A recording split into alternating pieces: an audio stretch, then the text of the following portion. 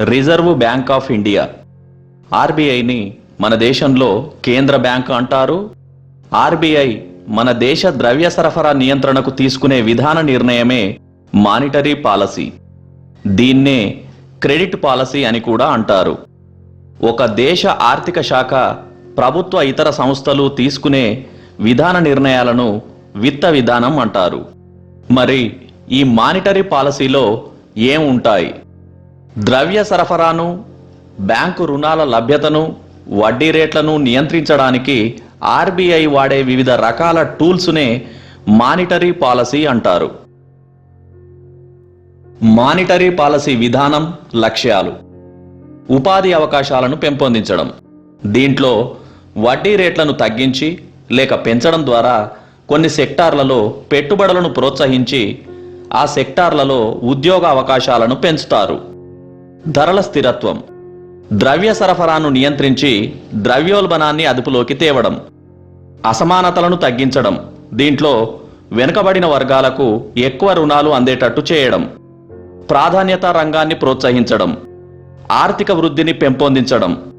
ఇతర దేశాలతో లావాదేవీలను సైతం స్థిరీకరించడం.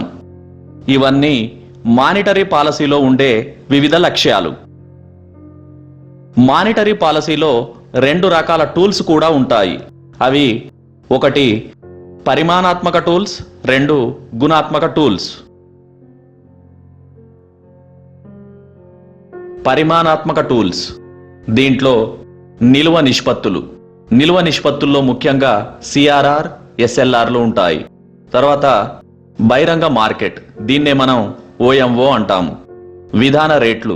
దీంట్లో ఎల్ఏఎఫ్, బ్యాంక్ రేటు, ఎంఎస్ఎఫ్ మొదలగునవి విధాన రేట్లు. ఇక రెండవదైన గుణాత్మక టూల్స్ను తీసుకుంటే దీంట్లో మార్జిన్ రిక్వైర్మెంట్స్, వినియోగదారుల రుణ నియంత్రణ, రుణ హేతుబద్ధత, నైతిక ఉద్బోధ, ప్రత్యక్ష చర్యలు, ద్రవ్య సరఫరా నియంత్రణ మొదలగునవి ఉంటాయి. ఇలాంటి టూల్స్ సహాయంతో ఆర్బీఐ ద్రవ్యోల్బణాన్ని నివారించడం, ద్రవ్య సరఫరాను నియంత్రించడం, ఆర్థిక అభివృద్ధిని పెంపొందించడం వంటి కర్తవ్యాలతో ముందుకెళ్తూ ఉంటుంది. ద్రవ్యోల్బణాన్ని నివారించడం, ద్రవ్య సరఫరాను నియంత్రించడం ఆర్బీఐ అనుసరించే మానిటరీ పాలసీలో అత్యంత కీలకమైన విషయాలు. ఈ రెండు విషయాలు ప్రధానంగా పరిమాణాత్మక టూల్స్ ఆధారంగానే నియంత్రించబడతాయి.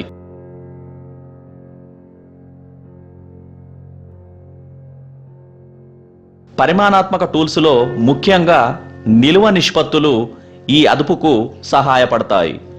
నిల్వ నిష్పత్తుల్లో సిఆర్ఆర్, ఎస్ఎల్ఆర్ అనగా cash reserve ratio, statutory liquidity ratio. ఈ రెండిటి గురించి మనం తెలుసుకునే ముందు ఇంకొక విషయం తెలుసుకోవాలి. అదే ఎన్డిటిఎల్. ఎన్డిటిఎల్ అనగా net demand and time liabilities. ప్రజలు బ్యాంకుల్లో దాచుకునే డబ్బునే ఎన్డిటిఎల్ అంటారు. ఇవి రెండు రకాలుగా ఉంటాయి. ఒకటి టైమ్ లయబిలిటీస్, రెండు డిమాండ్ లయబిలిటీస్. టైమ్ లయబిలిటీస్లో ఫిక్స్డ్ డిపాజిట్లు, క్యాష్ సర్టిఫికెట్లు, బంగారంలో దాచిన డబ్బు వంటివి ఉంటాయి. డిమాండ్ లయబిలిటీస్లో సేవింగ్స్, కరెంట్ ఖాతాలు, డిమాండ్ డ్రాఫ్టుల్లో దాచిన డబ్బు వంటివి డిమాండ్ లయబిలిటీస్లో ఉంటాయి.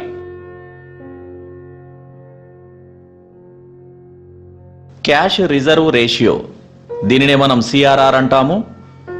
బ్యాంకు ఎన్డిటిఎల్లో కొంత శాతాన్ని ఆర్బీఐ వద్ద నగదు రూపంలో నిల్వ ఉంచే పద్ధతే ద్రవ్య విలువ నిష్పత్తి. ఉదాహరణకు ఒక బ్యాంకు మొత్తం ఎన్డిటిఎల్ రూపాయలు 100 కోట్లు అనుకుంటే ఈ మొత్తాన్ని లోన్ల రూపంలో అందరికీ పంచితే అప్పుడు డబ్బు దాచిన వారందరూ వచ్చి మా డబ్బు మాకు కావాలి అంటే ఆ బ్యాంకుకు ఒకేసారి ఇవ్వడం సాధ్యం కాదు. ఆ సందర్భంలో డిపాజిట్ దారులు ఆ వాణిజ్య బ్యాంకు పైన నమ్మకం కోల్పోయే ప్రమాదం ఉంది. అందుకే మొత్తం ఎన్డిటిఎల్ను రుణాల రూపంలో, లోన్ల రూపంలో ఇవ్వకుండా ఆర్బీఐ కొన్ని నియంత్రణలను బ్యాంకులపై విధిస్తుంది. ఇందులో భాగంగా ఎన్డిటిఎల్లో కొంత శాతాన్ని నగదు రూపంలో ఆర్బీఐ వద్ద ఉంచాలని నియంత్రణ విధిస్తుంది. ఇక్కడ వాణిజ్య బ్యాంకులంటే మనం కన్ఫ్యూజ్ కావాల్సిన అవసరం లేదు. స్టేట్ బ్యాంక్ ఆఫ్ ఇండియా, ఇతర ప్రైవేటు బ్యాంకులు మొదలగునవన్నీ వాణిజ్య బ్యాంకులే. ఇక్కడ సిఆర్ఆర్ 4% అని ఆర్బీఐ ఒక విధానాన్ని వెల్లడిస్తే ఇంతకు ముందు అనుకున్నట్లుగా 100 కోట్లు ఎన్డీటీఎల్లో 4% అంటే 4 కోట్ల నగదును ఆర్బీఐ వద్ద ఎలాంటి వడ్డీ లేకుండా ఉంచాలి. అంటే ప్రతి వాణిజ్య బ్యాంకు తనకున్నటువంటి ఎన్డీటీఎల్లో ఆర్బీఐ విధించిన సిఆర్ఆర్ శాతాన్ని బట్టి కొంత నగదును ఆర్బీఐ వద్ద ఉంచుతుంది. సిఆర్ఆర్ను పెంచినప్పుడు ఎక్కువ ద్రవ్యాన్ని ఆర్బీఐ వద్ద ఉంచాలి. అప్పుడు బ్యాంకులు రుణాలు, లోన్లు ఇవ్వడానికి తక్కువ ద్రవ్యాన్ని కలిగి ఉంటాయి. తద్వారా తక్కువ మొత్తంలో లోన్లు ఇచ్చి మార్కెట్లో ద్రవ్య సరఫరాను తగ్గిస్తుంది. సిఆర్ఆర్ను తగ్గిస్తే ఆర్బీఐ వద్ద తక్కువ నగదు ఉంచాల్సి ఉంటుంది. అది ఎక్కువ ద్రవ్య సరఫరాను మార్కెట్లో పెంచడానికి ఉపయోగపడుతుంది. మార్కెట్లో ఎక్కువ ద్రవ్య సరఫరా ఉన్నప్పుడు సిఆర్ఆర్ను పెంచి లోన్ లభ్యతను కష్టతరం చేస్తూ ఆర్బీఐ ద్రవ్య సరఫరాను తగ్గిస్తుంది. ఇంకొక పరిమాణాత్మక tool SLR, statutory liquidity ratio. దీనినే తెలుగులో చట్టబద్ధ ద్రవ్య నిల్వ అంటాము. ఆర్బీఐ గుర్తించిన సెక్యూరిటీల రూపంలో ఎన్డీటీఎల్లో కొంత శాతాన్ని బ్యాంకు వద్దే నిల్వ ఉంచడాన్ని ఎస్ఎల్ఆర్ అంటారు. ఇక్కడ సిఆర్ఆర్ కేవలం నగదు రూపంలోనే ఉంటుంది. కానీ ఎస్ఎల్ఆర్ నగదు, బంగారం, బాండ్లు, సెక్యూరిటీల రూపంలో ఉండవచ్చు. ఉదాహరణకు ఒక వాణిజ్య బ్యాంకుకు 100 కోట్లు ఎన్డీటీఎల్ వస్తే అందులో సిఆర్ఆర్ రూపంలో 4% ఆర్బీఐ వద్ద ఉంచారని అనుకుంటే ఎస్ఎల్ఆర్ రూపంలో మరికొంత ఆర్బీఐ వద్దే ఉంచాలి. ఎస్ఎల్ఆర్ 26% అనుకుంటే ఎన్డీటీఎల్లో 26% అంటే 26 కోట్ల విలువ గల నగదు, బంగారం మొదలైనవి ఆర్బీఐ వద్ద ఉంచాల్సి ఉంటుంది.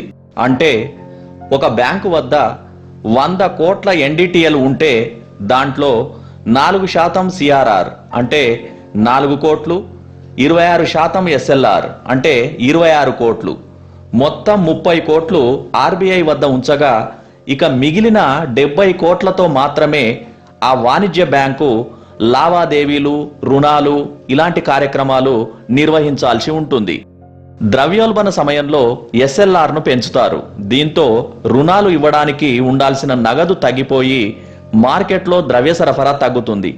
తద్వారా వస్తువులకు గిరాకీ తగ్గిపోయి ద్రవ్యోల్బణం అదుపులోకి వస్తుంది. ఆర్బీఐ అనుసరించే మానిటరీ పాలసీ గురించి ఈ వీడియో ద్వారా మీరు తెలుసుకున్నారని అనుకుంటున్నాను. ఈ వీడియో మీకు నచ్చితే లైక్ చేయండి, మీ ఫ్రెండ్స్కు షేర్ చేయండి.